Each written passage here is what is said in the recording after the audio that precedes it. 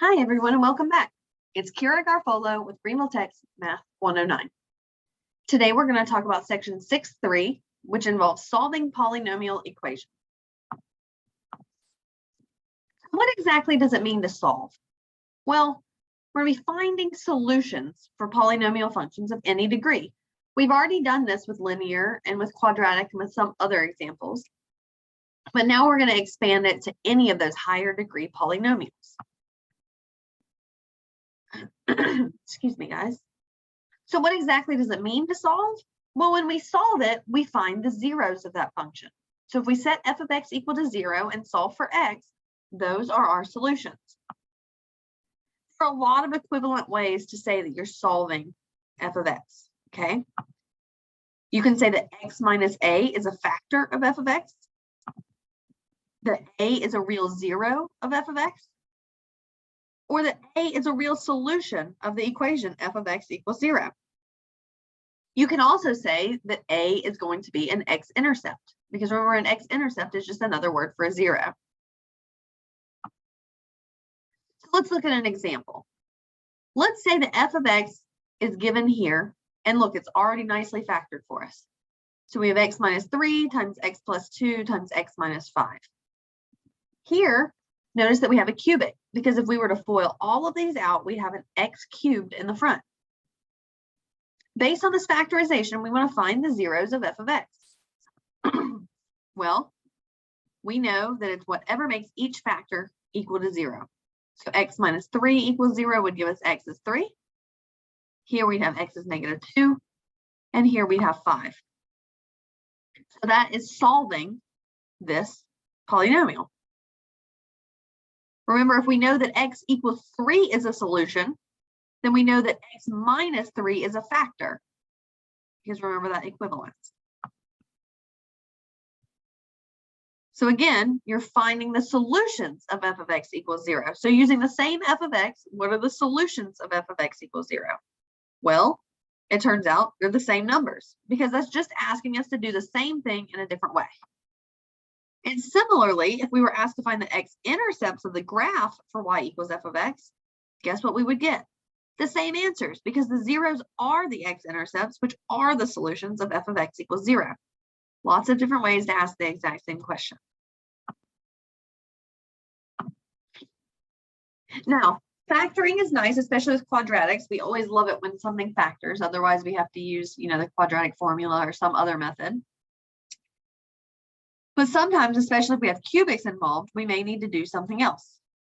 One of those ways is called factoring by grouping. And in factoring by grouping, your first step is going to pull everything over to one side. So make f of x equals 0. Then you're going to break that polynomial into two groups. And each group has a common factor. So it could be a value of x. It could be a coefficient. They just have to have a common factor. From each group, you want to factor out that common factor. And then you're going to write the resulting factorization. So you're going to combine the standing out factors. And I realize that sounds very confusing in instructions, but let's look at an example, because that'll actually make it make sense. Let's use factoring by grouping to solve this one. Our first one that we want to do is we notice that it's not equal to 0. So we want to pull this 20 over to the left. So now we have x cubed minus 5x squared minus 4x plus 20 equals 0. So now we have f of x equals 0, and we're ready to go. Now let's look at ways that we could group this. If I just group in half, that might be my answer, because these two grouped together have an x squared common. There's an x squared in both of these. And these two have a 4 that's in common. There's not an x in both of them, but there's a 4 here, and 20 is divisible by 4. Let's separate it like that. So all we do here is we're separating it with nice little parentheses. Now I notice here, let me back up for a second, that again, x squared is common in here, and 4 is common in here, or negative 4. You could take either one of them out, and you'll get the right answer. So let's take the x squared out. So x squared times x minus 5. And then we're going to pull the negative 4 out of here. So negative 4 times x minus 5. Notice here that x minus 5 is your common factor. That's why we pulled out the negative 4 here. So we had x minus 5 and x minus 5 here. So that means if we combine these factors sitting outside, that we can make a new factorization. So x squared minus 4, combining this x squared and this minus 4, times that original x minus 5. And now we've grouped it. To be thorough, we need to also make sure that we break this down. X squared minus 4 is a difference of squares, so it's going to break into x plus 2 and x minus 2. And so if we break it all the way down, we get x plus 2 times x minus 2 times x minus 5 equals 0. And now we just solve each one equals 0 for x. So we get negative 2, positive 2, and 5. If you need to, pause for a moment, make sure that you can replicate this, because you're going to want to know how to do this. Now you give it a try here. This one's a little more complicated. It's not any harder, but it has an extra step. And you need to factor it by grouping. So pause your video. I'll give you a second. And then just resume it when you're ready to look at the solution. Okay, so the first thing I notice here is that I have an x to the 4th here that I could take out. I have an x squared that I could take out here. Really, I have a 2x squared that I could take out here. But I have a 7 here and a 14 there. Since there's an x squared in everything, the easiest thing to do, in my opinion, is to take that x squared out already. Okay, so take that x squared out, and then you're left with x cubed plus 7x squared minus 2x minus 14. Now focus on just this part for grouping. If you had trouble getting your answer earlier, this might be a good place to pause and now start working with grouping just this one. Now we look for common factors. X cubed and 7x squared, well, you have x squared again, and it doesn't work over here. I would be inclined to combine this 7x squared and this 14 because 7 is a common factor. And then x cubed and negative 2x because x is a common factor. So let's break it up like that. So we leave our x squared outside, and we're going to break this inside up into x cubed minus 2x, right, this one, plus 7x squared, minus 14, because we're going to be able to pull the 7 in. Now we can pull our factors out of here. So we get x squared stays there. We pulled the x out here. We pulled the 7 out here. And now we see that x squared minus 2 is common between these two. So we can put x plus 7 as our other factor. So now we have x squared still. X plus 7 times x squared minus 2. Now again, we have x squared minus 2 here. It's going to be a difference in squares with the square root. Or you can use the square root method, either way, to solve for this. But each of these factors needs to equal 0. You could further factor this, like I said, or you could use one of the quadratic techniques that we talked about. Fully factorizing, this is what we get. X squared times x plus 7 times x minus the square root of 2 times x plus the square root of 2. And so we actually see here, just a little bit of a preview for the next section. We see 4 values, right? X squared is going to give us 0. X plus 7 is going to give us negative 7. X minus square root of 2 is going to give us positive square root of 2. And x plus square root of 2 is going to give us negative square root of 2. So it was to the 5th, and we had 4 zeros. That's okay because x squared is what we call multiplicity 2 that we'll see in the next section. So our solutions are 0, negative 7, and that plus and that minus of negative square root of 2. So remember to go back. If you had trouble with this one, this is about as hard as they get. So go back and practice this. This is a great one to practice. Now, another method, we kind of talked about it with quadratics. We talked about the square root method. And this is a more generalized form of it, just the root method. So the real solutions of x to the n equals c are found by taking the nth root of c. So remember with square root, we were talking about x squared equals c, and so we took the square root. So this is just an extension of that. No matter what the power is, you can take the nth root. The only thing we need to be careful with here is that we need to watch if our degree is even or odd. If our degree is even, remember we have that plus or minus situation, because if we square a negative, we still get a positive. So if n is even, our x is plus or minus the square or the nth root of c. And if n is odd, we don't need that plus or minus because the sign can follow it. So if n is odd, the degree is odd, x equals just the nth root of c as is. Let's look at a couple of examples for the root method.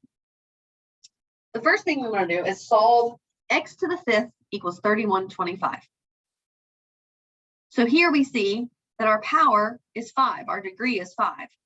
So we need to take the fifth root of 3125. Since 5 is odd, we just need the fifth root. We don't have to worry about plus or minus. So the fifth root of 3125 we can do in our calculator. Now this is tricky in most calculators, including our 83 and 84, because we don't have a button for the fifth root.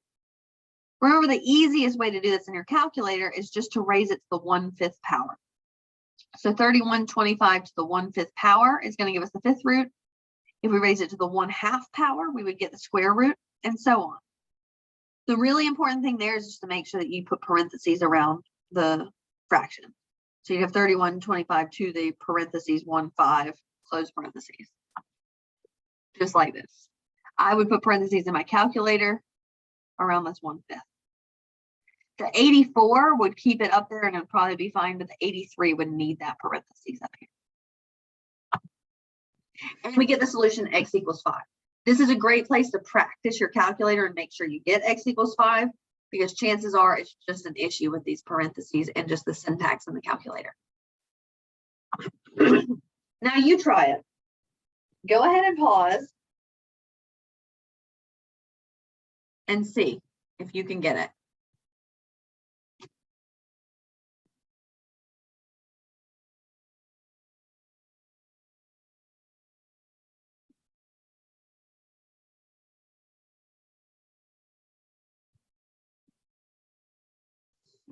Now, the first thing you're going to want to do here is divide that 5 away, because it's easiest to keep just x to some power on one side. If you don't, you can still arrive at the correct numerical solution. It just gets a little bit uglier. So let's divide off that 5. So now we're left with just x to the 4th equals 16, and we can use the root rule just like before. So now we need the 4th root of 16. But remember, since the power here is 4, that it's even, so we need the plus or minus 4th root. So we get the plus or minus 4th root of 16, which is plus or minus 16 to the 1/4, which is going to give us plus or minus 2. So we have two solutions, 2 and -2. Again, make sure you can practice that and get the same answer. Now we can also extend this concept to real life, such as our compound interest examples. So remember that when we were doing annual compounding last unit, it was modeled as A, so the amount in the account, equals P times 1 plus R to the T. P here was the principal, so it was what you initially invested. R was that annual interest rate, and T was how many years you had it in there. So let's suppose we invest $10,000 for 4 years, and we ended up with $14,641. We want to know what our annual interest rate was. So we're going to be solving for R here. Let's plug everything in. We remember our formula, and plugging in that we now have 14,641. Our principal was 10,000. We don't know R, but we know it was there for 4 years, and we can solve for R. So taking this, go ahead and give it a try and solving for R. As before, the first thing I would do would be to get rid of this coefficient. So I would end up dividing by 10,000 to get 1.4641 equals 1 plus R to the 4th. Now we just need to take the 4th root of both sides, the plus or minus 4th root of both sides. And that'll get us closer. So when we do that, we know that it's positive because we're talking about the account growing, right? We know it's not a negative root. So we can just consider the positive case in this real world example. We know that the 4th root of 1.641 minus 1 is going to give us R. So if we found this, we are close, but we still get 1 plus R. Okay? We need to subtract off that 1 to solve for R correctly. And if we do that, we get 0.1 or 10%. Good luck getting that in today's market, but hey, maybe with stock returns. So R here is 10% or 0.1. Now there's yet another way. I told you there's a lot of ways to solve these. We don't even talk about all the ways to solve these. But just like we've done with all the other types of models that we've had, all the other polynomials, all the other functions, we can just use our graphing calculator to solve these. All you're doing is finding the x-intercepts. So make sure your window is appropriate and you're seeing the complete graph, and then just find the zeros. Where the x-intercepts are the zeros, and we have a function in our calculator to tell us the zeros. If you're setting two things equal, you could also use intersect. It's really a matter of personal preference. They're going to give you the same answer as long as you do them correctly. So let's talk about this example. Let's say that the number of international visitors to the US in millions is modeled by this equation. So y equals 0.0101x cubed minus 0.575x squared plus 10.814x minus 20.753. X here is the number of years after 1980. We want to know what year we would expect there to be 75 million visitors. And we want to round to the nearest whole year because we don't want to talk about decimals. We want to use our graph. So the easiest way to do this is going to be to graph y equals all of this. And then we want to know when it equals 75. So I personally would choose the intersect function. So I would enter y equals this as y1, and then I would enter y equals 75 as y2. And I would see where the two intersect. Remember, you're going to have to adjust your window carefully to see where they intersect, and sometimes that's a little bit of trial and error. But if we look on our calculator, we'll get something like this. Here's that y equals 75, and here's our cubic function. If we use the calc intersect feature, we're going to see that x equals 33.35 roughly. That's going to round to 33. So 33 years after 1980 would give us 2013. So that's the year that we would predict 75 million visitors. Now you could get the same answer if you went back here and subtracted 75 right here. It's going to drop it. Remember, that's going to be a vertical shift. And then you're just going to find where it intersects the x-axis. So find its x-intercept, or its 0 there, and it'll give you the same answer. Because remember, it's just going to shift everything down by that 75. So this point will actually be sitting right here. That's really a matter of preference. I like to use the intersect because I think it's cooler to look at, but both of them would be valid. So that's it for this section. We're getting close to the end of our course. And remember that finding solutions, finding zeros, finding factors, and solving are all very much related to the exact same thing. They're all very much related to finding those x-intercepts. We can use a bunch of different algebraic techniques, the ones that we talked about today, some of the ones we've talked about before. And you can also use graphical methods. Use that intersect or zero function, depending on what you're doing. A lot of times there's more than one right way to do this, okay? So sure, sometimes you're going to be asked to use a particular method. You can always check your answer using your preferred method though. And unless you're told to use a specific method, use whatever you want. Getting the right answer is just the battle in a lot of the questions that I'm going to ask. As always, get some practice. Practice, practice, practice. That's how you learn math. Thanks for joining, and I'll see you guys next time.